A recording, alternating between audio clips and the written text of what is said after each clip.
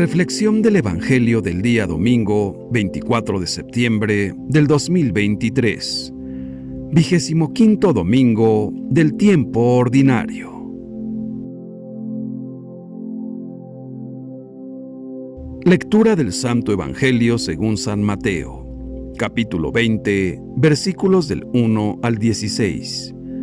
De igual manera, los últimos serán los primeros, y los primeros los últimos, dice el Señor.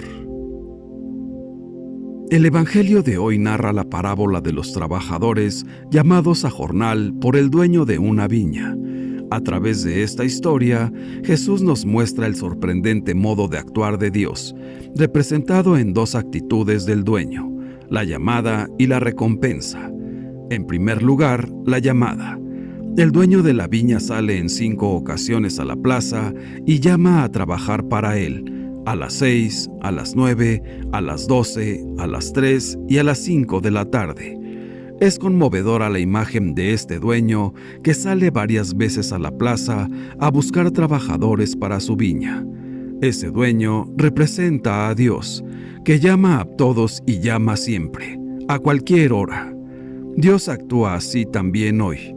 Nos sigue llamando a cada uno, a cualquier hora, para invitarnos a trabajar en su reino.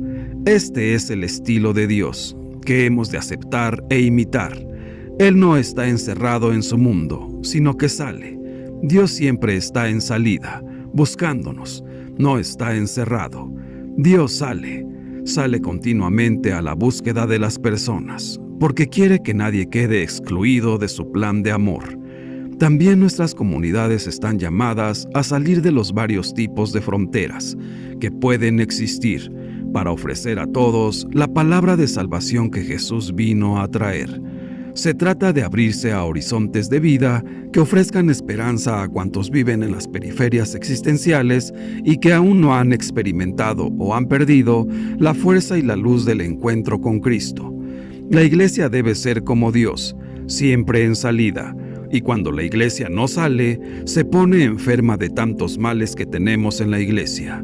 ¿Por qué estas enfermedades en la iglesia? Porque no sale.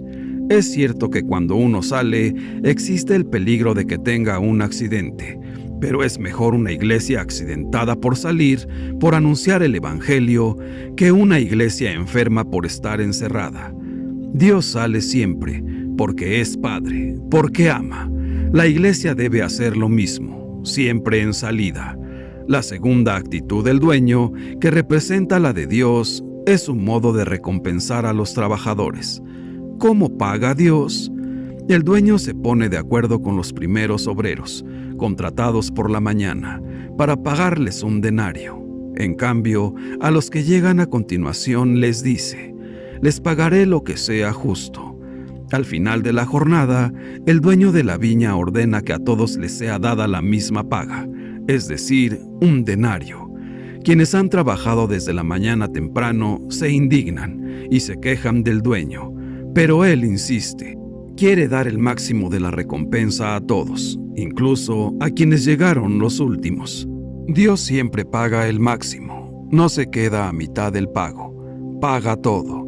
Y aquí se comprende que Jesús no está hablando del trabajo y del salario justo, que es otro problema, sino del reino de Dios y de la bondad del Padre Celestial que sale continuamente a invitar y paga el máximo salario a todos.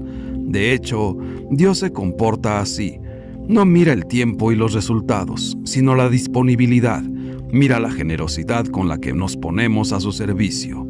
Su actuar es más que justo, en el sentido de que va más allá de la justicia y se manifiesta en la gracia.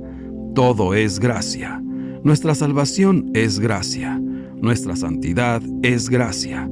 Donándonos la gracia, Él nos da más de lo que merecemos. Y entonces, quien razona con la lógica humana, la de los méritos adquiridos con la propia habilidad, pasa de ser el primero a ser el último. Pero yo he trabajado mucho. He hecho mucho en la iglesia, he ayudado tanto, y me pagan lo mismo que a este que ha llegado al último. Recordemos quién fue el primer santo canonizado en la iglesia, el buen ladrón. Robó el cielo en el último momento de su vida. Esto es gracia. Así es Dios, también con todos nosotros.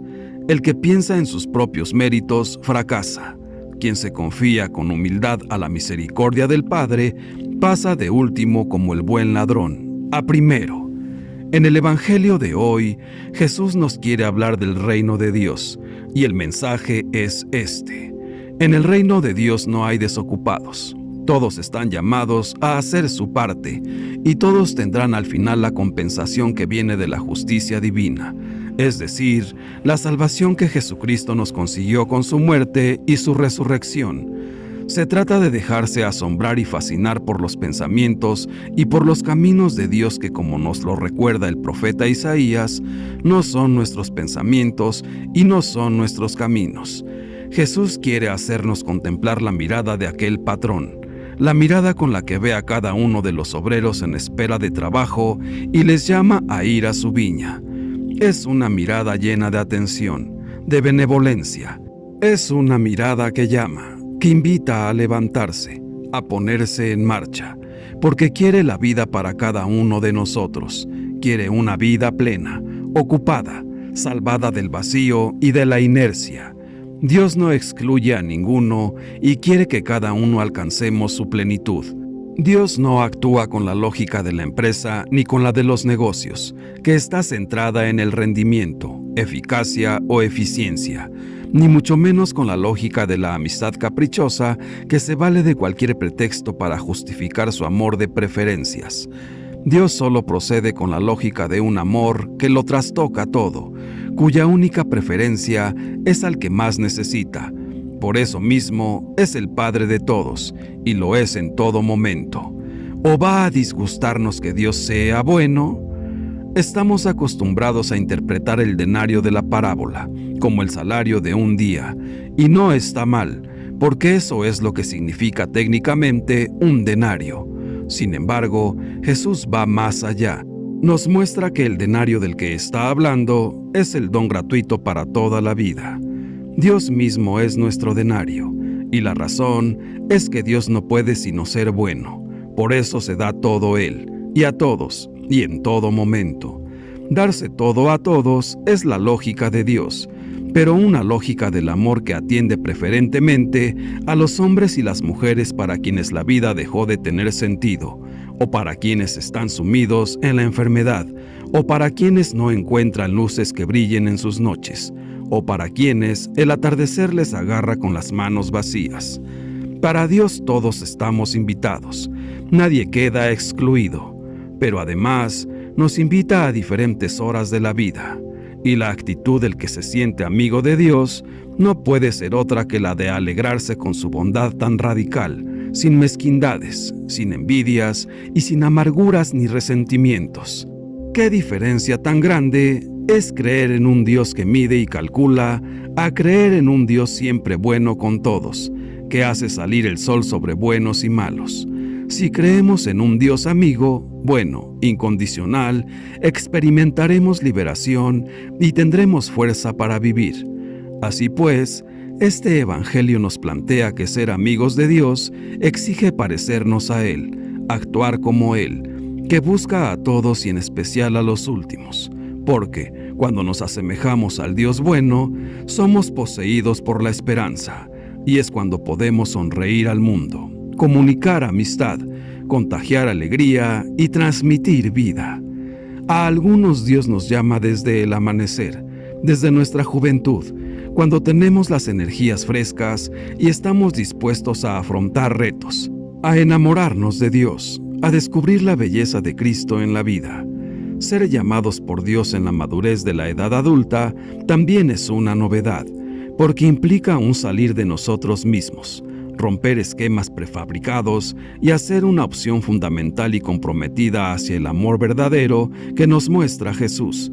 Sin importar a qué edad y en qué momento de nuestra vida somos llamados a tener este encuentro personal, la misión es una sola: ser santos y llegar juntos al cielo. El dueño de la viña paga a todos por igual.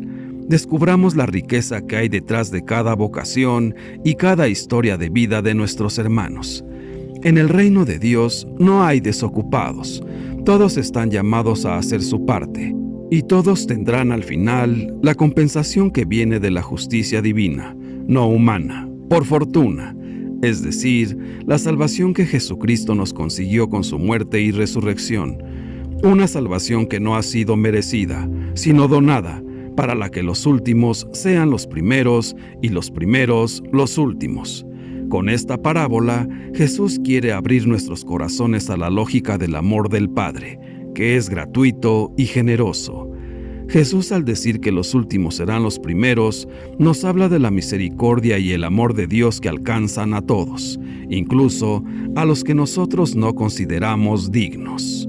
Creer en un Dios amigo incondicional puede ser la experiencia más liberadora que se pueda imaginar, la fuerza más vigorosa para vivir y para morir. Por el contrario, vivir ante un Dios justiciero y amenazador puede convertirse en la neurosis más peligrosa y destructora de la persona. Hemos de aprender a no confundir a Dios con nuestros esquemas estrechos y mezquinos. No hemos de desvirtuar su bondad insondable mezclando los rasgos auténticos que provienen de Jesús con trazos de un Dios justiciero tomados de aquí y de allá. Ante el Dios bueno revelado en Jesús, lo único que cabe es la confianza. Todos nuestros esquemas se tambalean cuando hace su aparición el amor libre e insondable de Dios. Por eso nos resulta escandaloso que Jesús parezca olvidarse de los piadosos, cargados de méritos, y se acerque precisamente a los que no tienen derecho a recompensa alguna por parte de Dios, pecadores que no observan la alianza o prostitutas que no tienen acceso al templo. Nosotros nos encerramos a veces en nuestros cálculos, sin dejarle a Dios ser bueno con todos. No toleramos su bondad infinita hacia todos. Hay personas que no se lo merecen. Nos parece que Dios tendría que dar a cada uno su merecido, y solo su merecido. Menos mal que Dios no es como nosotros. Desde su corazón de Padre, Él sabe regalar también su amor salvador a esas personas a las que nosotros no sabemos amar. El Dios de Jesucristo, su Padre, nuestro Padre, nos llama a cada uno de nosotros a trabajar en su viña. No importa el tiempo ni las circunstancias en las que hemos recibido, sino que debemos estar agradecidos por trabajar en ella. El egoísmo es la tentación por la que el hombre se ve primero a sí mismo, busca primero su bienestar, su conveniencia, la satisfacción de sí mismo, pero Dios no lo pensó ni lo creó así. El corazón del hombre debe tender a verse a sí mismo en los demás, a ver a los demás superiores a sí mismo y ver en el bien de los demás realizado el propio bienestar. Jesús vino a darnos ejemplo y a enseñarnos a regresar a ese estado en el que el corazón busca el bien y rechaza el mal. Él vino a darse completamente todo. Siendo el primero, se hizo el último, para que podamos tender a ese bien para el que fuimos creados. Él vino a ordenar todas las cosas y a enseñarnos cómo debemos orientar todo hacia Dios, a través del servicio al prójimo. Por lo tanto, debemos procurar tener las condiciones para ser un digno trabajador en la viña del Señor. Debemos entregarle nuestra vida y dejar que Él haga con nosotros lo que quiera. La parábola del Evangelio del día de hoy quiere mostrarnos lo que significa tener absoluta confianza en la palabra del Señor. Si nos fijamos, veremos que solo a los primeros les dijo cuánto les iba a pagar. Era un denario, es decir, lo que un jornalero ganaba en aquel tiempo, lo necesario para que una familia pueda mantenerse en un día. A los demás les dijo, les daré lo que sea justo. Con esta promesa se fueron a trabajar. Hoy en día, cuando alguien nos contrata, lo primero que se pregunta es, ¿cuánto voy a ganar? Pues ¿qué tal si lo justo para el Señor es solo 50 o 100 pesos por el trabajo de 8 horas? Los últimos trabajadores confiaron totalmente en la palabra dada, nos dará lo justo. Y sin embargo, se llevaron la sorpresa de que les dio lo mismo que a los primeros. La primera enseñanza de este pasaje es que la justicia de Dios no es matemática y va mucho más allá de nuestra pobre justicia humana, y que su palabra es de fiar. más allá de lo que nosotros pudiéramos pensar. Cuando leemos las promesas hechas por Jesús, debemos siempre pensar que la realidad es mucho más grande de lo que la palabra expresa. Con este Dios, ¿cómo no vamos a entregarle toda nuestra vida y a trabajar sin descanso por el reino, si lo que nos ha prometido es mucho más de lo que jamás pudiéramos haber pensado? El premio por dejar entrar a Jesús en nuestra vida y obedecer sus mandamientos no puede ser sino uno solo, igual para todos: el denario de la gloria y de la felicidad eterna. El amor y la misericordia de Dios son infinitos y superan con creces y sin punto de comparación las leyes de la justicia humana, para dicha y fortuna nuestra. Hermanos míos, nosotros somos pecadores, pero trabajando y haciendo la voluntad de Dios y todo lo que nos pide, arrepintiéndonos y dando testimonio con nuestras buenas obras, obedeciendo sus mandatos y sus preceptos, podremos recibir nuestro pago, que es la vida eterna, porque Dios es un Dios justo y misericordioso. Él nos dará y nos compensará según nuestras obras. Padre nuestro, gracias por darnos la gran oportunidad de poder trabajar en tu viña. Permite que en esta oración crezcamos en la fe y en el amor, para que nunca hagamos comparaciones inútiles y que, en todo y con todos, promovamos la unidad y la concordia.